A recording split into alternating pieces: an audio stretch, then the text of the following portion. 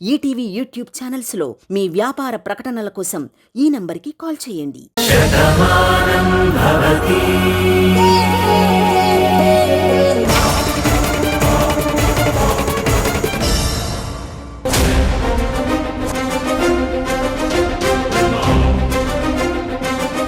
చూసావా, ప్రాణం పోతుందనేసరికి నీకెంత భయం వేసిందో. కానీ ప్రాణాలు తీయడానికి నేను ఆ విష్ణుమూర్తిలా క్రిమినల్ని కాదు, ప్రాణం విలువేంటో తెలిసిన మనిషిని. ఇప్పటికైనా నిజం చెప్పండి, నువ్వు ఒక పవిత్రమైన వృత్తిలో ఉన్నావు. డాక్టర్ అనే వ్యక్తికి సమాజంలో చాలా గౌరవం ఉంటుంది, కానీ నీలాంటి వాళ్ళ వల్ల ఆ వృత్తికి అవమానం జరుగుతుంది. మర్యాదగా నిజం చెప్పు, లేదంటే నేను ప్రాణం తీయడానికి కూడా వెనకాడను. చూడండి డాక్టర్, మేము ఎంతగా అడుగుతున్నామంటే మాకు అన్నీ తెలుసు అని మీకు ఇప్పటికైనా అర్థమై ఉంటుంది కదా. ఆ విష్ణుమూర్తి బతుకుండడం నిజం, నేను చూశాను. మీరే అబద్ధం చెప్తున్నారని బతుకున్న విష్ణుమూర్తి వల్ల అర్థమవుతుంది. నిజం చెప్తే మీకే మంచిది, లేదంటే ఈ కేసు చాలా దూరం వెళ్తుంది. మీరు తప్పించుకోలేరనేది మాత్రం గుర్తుపెట్టుకోండి. చూడండి, మీకు దండం పెడతాను, మీరేం చేస్తున్నారని ఇన్నాళ్ళు ఎప్పుడు అడగలేదు. నేనేం అడిగినా మీరు నాకే సమాధానం చెప్పలేదు. కానీ వీళ్ళ మాటలు వింటుంటే మీరేదో పెద్ద తప్పే చేశారని నాకు అర్థమవుతుంది. దయచేసి నిజాన్ని ఒప్పుకోండి. అనవసరంగా ఇంటి మీదకి సమస్యలు తీసుకురాకండి. మీరు సమస్యల్లో ఇరుక్కోకండి. డాడీ, మీరు బాగుండాలి, మీరు అందరిలాగే మంచిగా ఉండాలని నేను ఎప్పుడు అనుకుంటాను. కానీ మీరు ఎప్పుడు చూసినా మాతో కోపంగానే ఉంటారు. కానీ అక్క వాళ్ళు ఈరోజు అలా మాట్లాడుతున్నారంటే నాకు మమ్మీకి చాలా భయంగా ఉంది డాడీ. దయచేసి అదేంటో చెప్పండి డాడీ, ప్లీజ్. నిజం చెప్తున్నాను, నా మీద ఒట్టేసి మరీ చెప్తున్నాను. నాకేం తెలీదండి. ఆ విష్ణుమూర్తికి నేనే ఆపరేషన్ చేశాను. కానీ మరుసటి రోజు పొద్దునే ఆయనకి బీపీ లెవెల్స్ పెరిగిపోయాయి, పల్స్ మొత్తం పడిపోయింది. కంట్రోల్ చేద్దాం అనుకున్నాను, కానీ కాలేదు. నేనే తప్పు చేయలేదు, దయచేసి అర్థం చేసుకోండి. చూడండి, మంచి వాళ్లకు సహాయం చేస్తే మంచిని పంచినట్టు అవుతుంది. చెడ్డవాళ్లకు సాయం చేస్తే నేరానికి చేయూతనిచ్చినట్టు అవుతుంది. ఏం జరిగిందో అన్నది కళ్ళ ముందు కనబడుతోంది. అదేంటో మీకు తెలుసు, దయచేసి అదేంటో చెప్పండి. ఈ కేసుతో మీ జీవితాలు కూడా ప్రభావం అవుతాయి. ఇన్నాళ్ళు ఒక డాక్టర్గా మీకు సంఘంలో ఒక గౌరవం మర్యాద ఉండేది. మీరు ఇలాంటి పని చేశారంటే ఆ మర్యాద పోతుంది. అందరూ మిమ్మల్ని ఒక క్రిమినల్లా చూస్తారు. పోలీసుల నుంచి కూడా మీరు తప్పించుకోలేరు. బాగా ఆలోచించి మాకు నిజం చెప్పండి. మీరు కన్నీళ్లు పెట్టుకున్నంత మాత్రాన ఈ విషయాన్ని మేము వదిలేస్తాం అనుకోకండి. నిజం చెప్పకపోతే ఎలా తెలుసుకోవాలో, ఆ విష్ణుమూర్తిని ఎలా బయటికి రప్పించాలో మాకు బాగా తెలుసు. పదవాను.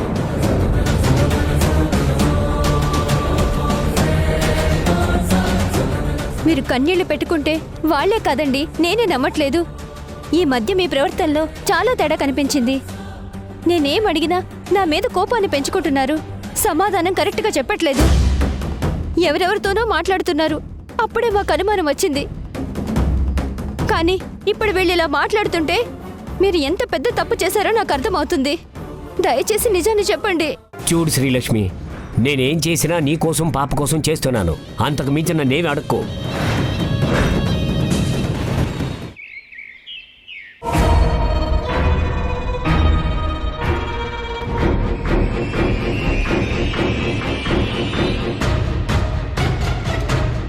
ఇదే కరెక్ట్ టైం మావయ్య. ఇప్పుడు నువ్వు ఫోన్ చేసావంటే ఈవిడున్న చిరాకులో మొత్తం నమ్మేస్తుంది. టైం చూసి చెప్తేనే ఏ విషయమైనా మనం కరెక్ట్గా చేయగలుగుతాం. కరెక్ట్ టైంలో చేస్తేనే మనం అనుకున్నది సాధించగలుగుతాం. ఫోన్ చేయవేంటి మావయ్య?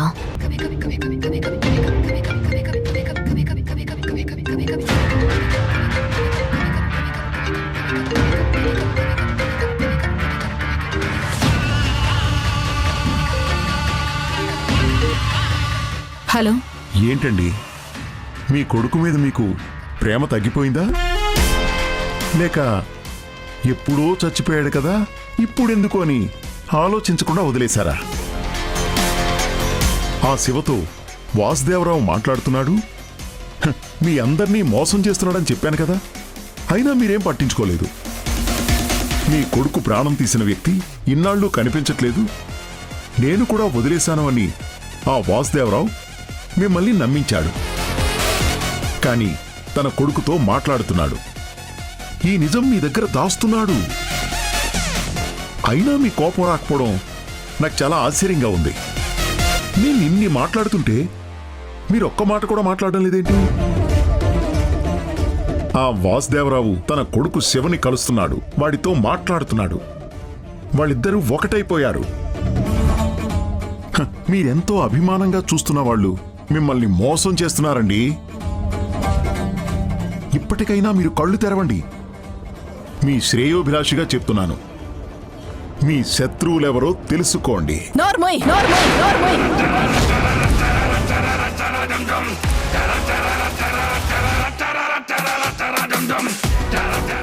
రేయ్, అసలు ఎవడరా నువ్వెవరో తెలీదు, నీ మొహం ఎలా ఉంటుందో తెలీదు, అసలు నీ ఫోన్ నెంబర్ కూడా తెలీదు. ఆ? అలాంటి నువ్వు నా అన్నయ్య గురించి చెప్తే నమ్మేస్తానని చెప్పేసి ఎలా అనుకున్నావు? ఆధారాలు లేకుండా నమ్మడానికి నేనే పిచ్చిదాన్ని కాదు. పెట్టేరా ఫోను. నువ్వు చాలా తెలివైన దానివి ఊర్మిళ. నువ్వు నమ్మాలంటే ఏం చేయాలో, నిన్ను ఎలా నమ్మించాలో, మీ ఇంట్లో ఎలా గొడవలు పెట్టాలో నాకు బాగా తెలుసు. నేను పేరుకే విష్ణుమూర్తిని, కానీ నారదముని లాంటాన్ని చిచ్చు పెట్టాలనుకున్నానంటే అది కారు చిచ్చవుతుంది. ఏం చేస్తే మీ ఇంట్లో మంటలు రేగుతాయో, ఎలా చెప్తే మీ ఇంట్లో అగ్నిగుండం పేలుతుందో నేను చూపిస్తాను.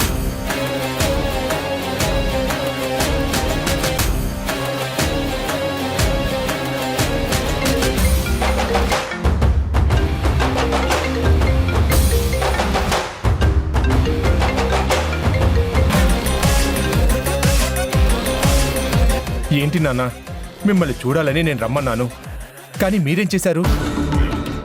నేను మీకు ఎదురుపడకుండా మీరే చేసుకున్నారు. ఎందుకు నాన్న ఇలా చేస్తున్నారు?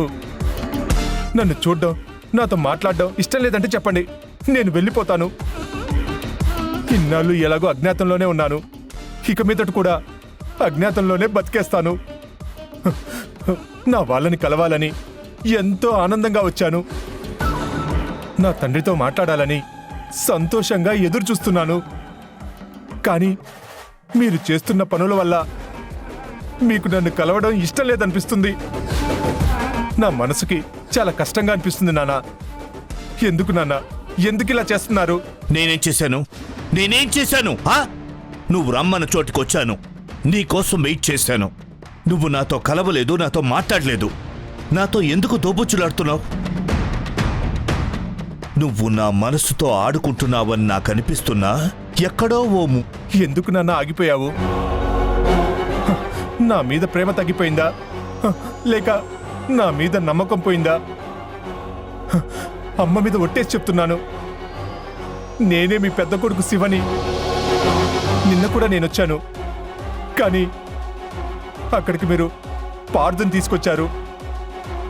అందుకే నాన్న నేను కనిపించలేదు. పార్థు అక్కడికి వస్తాడన్న సంగతి నాకు తెలీదు. అయినా తనని చూసి నువ్వు పరపోవాల్సిన అవసరం ఏముంది? ముందు నేను మీకంటే పడాలి. నేనున్నానని మీరే ముందు అత్తయ్యకి చెప్పాలి. అత్తయ్య క్షమించాకే నేను అందరి ముందుకు రావాలి. సరే నాన్న, జరిగిందేదో జరిగిపోయింది. నేను ఇంకో ప్లేస్ చెప్తాను, దయచేసి అక్కడికి రండి. తప్పకుండా నేను మిమ్మల్ని కలుస్తాను.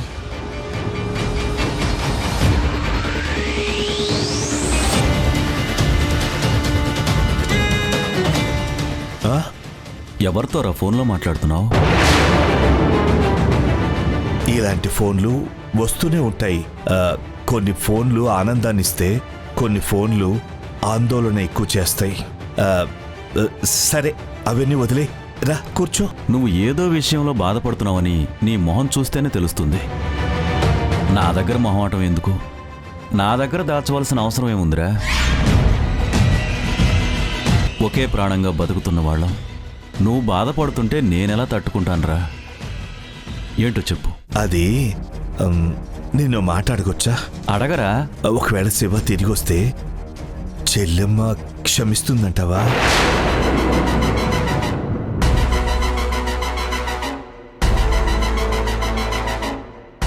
ఏంట్రా ఇప్పుడు శివ గురించి అడుగుతున్నావేంటి?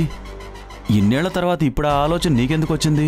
ఇంత సడన్గా శివ గురించి ఎందుకు మాట్లాడుతున్నావు? ఎన్నేళ్లు గడిచినా కొడుకు కొడుకే కదరా. ఎంత దూరమైనా మమకారం గుండెల్లోనే ఉంటుందిగా. ఆ రోజు జరిగిన సంఘటన తలుచుకుంటే ఇప్పటికీ భయంగానే ఉంది. కానీ ఎందుకో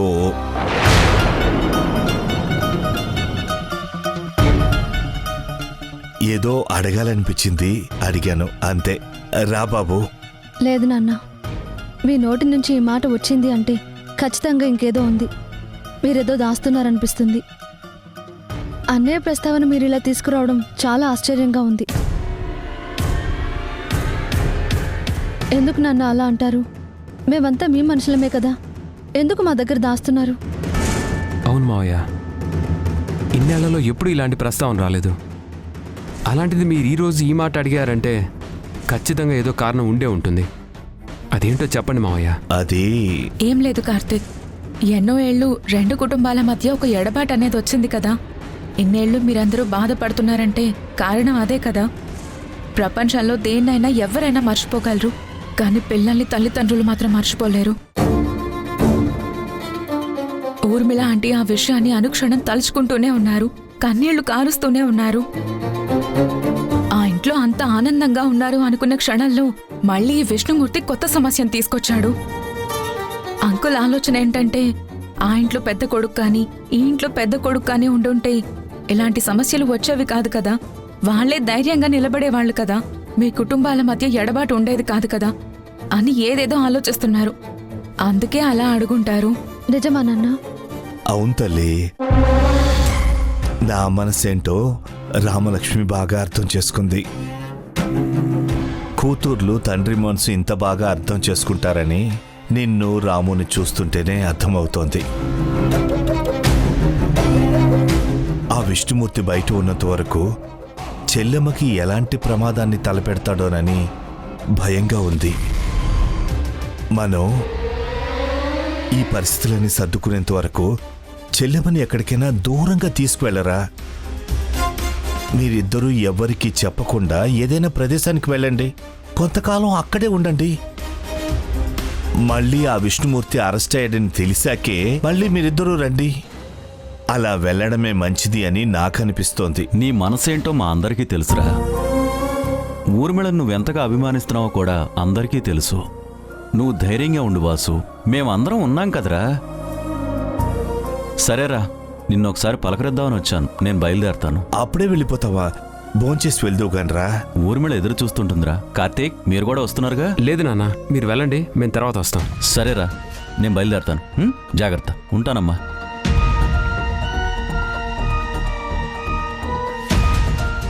నాన్న, అనవసరమైన విషయాలు మీరు మనసులో పెట్టుకోకండి అని చెప్పాను కదా.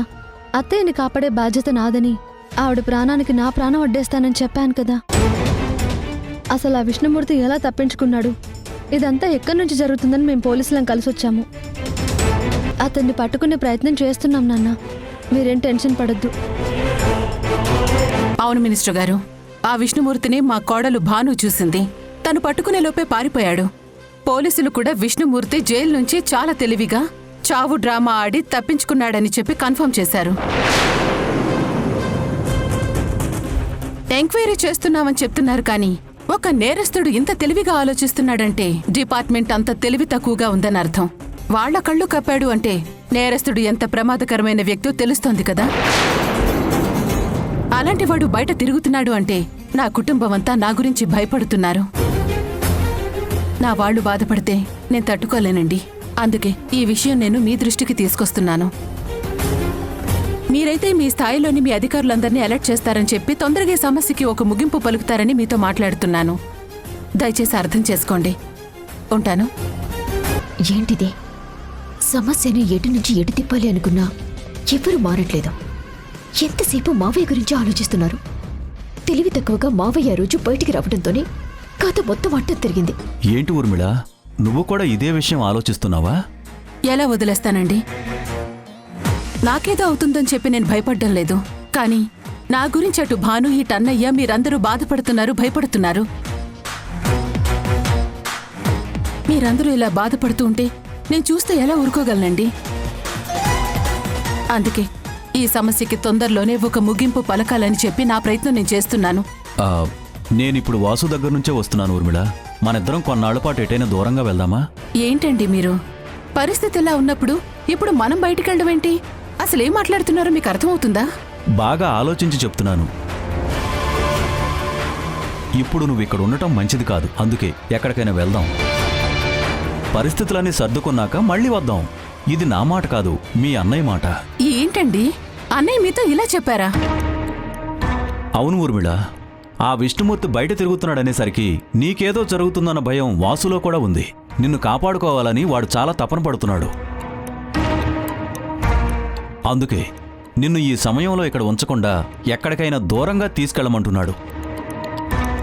వాడు చెప్పింది కూడా మంచి మాటే కదా అని నాకు అనిపించింది. నాకు తెలుసు ఆ వాసు ఇలాంటి చచ్చ సలహాలిస్తాడని. కానీ ఆంటీ బయటికి వెళ్తే ఎలా? ఇక్కడుంటేనే కదా మీ మాడుతున్న నాటకంలో వాసుదేవరావు మీ దగ్గర నిజాన్ని దాస్తున్నాడు అని తెలుస్తుంది. తన కొడుక్కి దగ్గరవుతూ మిమ్మల్ని మోసం చేస్తున్నాడని తెలియాలి కదా. అప్పుడే కదా ఈ ఇంటి నుంచి భానుని వాసుదేవరావుని శాశ్వతంగా దూరం చేసే అవకాశం మాకు దక్కుతుంది. వాసు అక్కడితో ఆగిపోలేదు, ఇంకో మాట కూడా అడిగాడు. అది కూడా నాకు చాలా ఆశ్చర్యంగా అనిపించింది. తన కొడుకు శివాని నువ్వు క్షమించగలవా అన్నాడు. ఆ మాట వినగానే నాకు కూడా చాలా ఆశ్చర్యం అనిపించింది. ఇదే కదా నాకు కావాల్సింది. కరెక్ట్ టైంకి కరెక్ట్ మాట చెప్పారు అంకల్. అంటే అక్కడ వాసుదేవరావు శివ గురించి ఆంటీకి చెప్పాలని చూస్తున్నాడనమాట. ఆంటీ మనసేంటో తెలుసుకోవాలనుకుంటున్నాడనమాట. ఈ ఇంటి చాలు ఈ ఇంట్లోని భూకంపం సృష్టించడానికి. ఏంటండి ఇది? అసలెప్పుడూ లేంది అన్నయ్య ఇప్పుడెందుకు శివ గురించి అడిగారు? నాకు అదే అర్థం కాలేదు. వాడు ఏదో చెప్పాలని తపన పడుతున్నాడు, కానీ ఎందుకో చెప్పలేకపోతున్నాడు. వాడు అడిగిన తీరు చూస్తుంటే శివ వాడికి కనిపించాడా లేదా వాడితో మాట్లాడుతున్నాడా అనిపించింది నాకు. వాడి కళ్ళల్లో బాధుంది, గొంతులో తెలియని ఒక ఆవేదన కనిపిస్తోంది. అవునంకల్, ఈ విషయం ఏంటో బాగా ఆలోచించాలి. వాసుదేవరావు అంకుల్ అమాయకులు కాదు. ఇప్పుడు తన కొడుకు గురించి చెప్పాడు అంటే ఆ శివ బతికి ఉన్నాడేమో, అంకుల్ని కలుస్తున్నాడేమో. అందుకే ఆ విషయాన్ని ముందు మన దగ్గర అంకుల్ లీక్ చేశాడేమో. మనం ఇలా ఎందుకు ఆలోచించకూడదు? నేనే తప్పుగా మాట్లాడటం లేదాంటీ. ఎప్పుడూ వెళ్ళిపోయిన మనిషి గురించి ఇప్పుడు ప్రస్తావన వచ్చింది అంటే ఖచ్చితంగా ఆ మనిషి అయినా వచ్చుండాలి, లేక ఆ మనిషి గురించి అయినా తెలుసుండాలి. దీని గురించి ఒక్కసారి ఆలోచించండి ఆంటీ. ఆలోచిద్దాం. అలాగే నాన్న, ఇప్పుడే చెప్తాను. మీరు చెప్పమన్నారని చెప్పేస్తాను. చెప్పాను కదా నాన్న, అత్తయ్యని మేము కంటికి రెప్పలా కాపాడుకుంటాము. మీరు అనవసరంగా దీని గురించి భయపడకండి. ఉంటాను.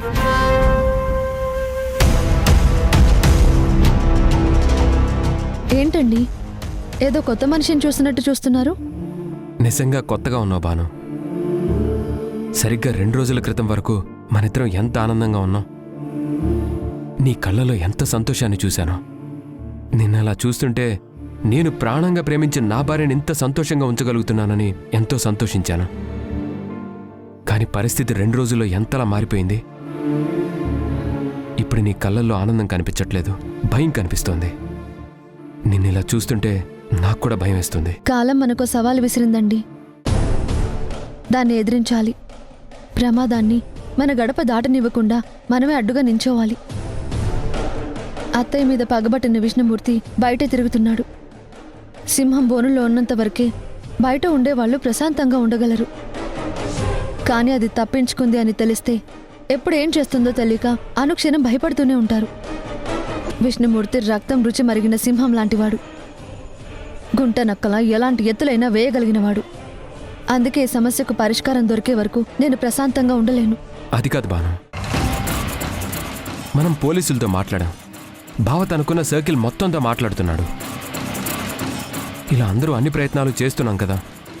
ఒంటరి విష్ణుమూర్తి ఇంతమందిని దాటుకొని ఎలా రాగలడు? నువ్వు అనవసరంగా ఎక్కువగా ఆలోచించి నీ మనసు పాడు చేసుకోకు. లేదండి, కుట్రలు కుతంత్రాలు పన్నేవాళ్లు ఎట్నుంచైనా దెబ్బతీయాలని అవకాశం కోసం చూస్తారు. కొత్త దారులు వెతుకుతూ ఉంటారు. అదేంటో తెలిసే వరకు మనం కనురెప్ప వేసే సమయాన్ని కూడా వృధా చేయకూడదు. నాన్న అత్తయ్యకు ఒక విషయం చెప్పమన్నారు. ముందు ఆ విషయం చెప్పాలి. పదండి వెళ్దాం.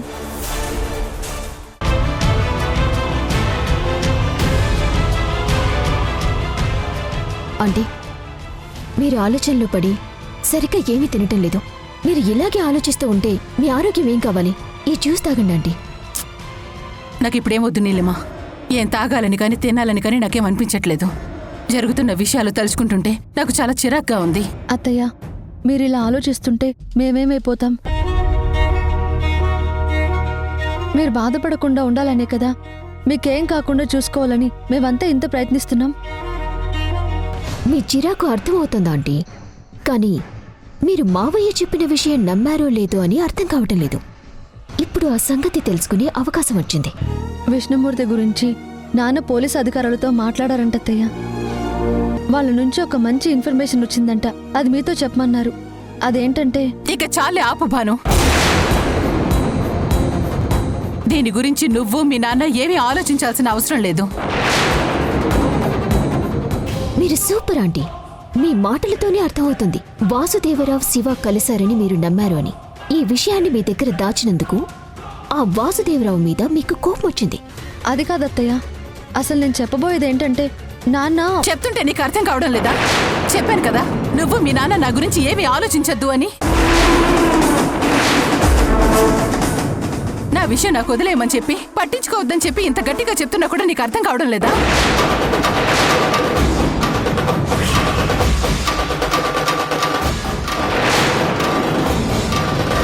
హలో నాన్న, ఈరోజు కలుద్దామని చెప్పాను కదా, నువ్వు వస్తున్నావు కదా? నువ్వు చెప్పిన ప్లేస్కి తప్పకుండా వస్తాను.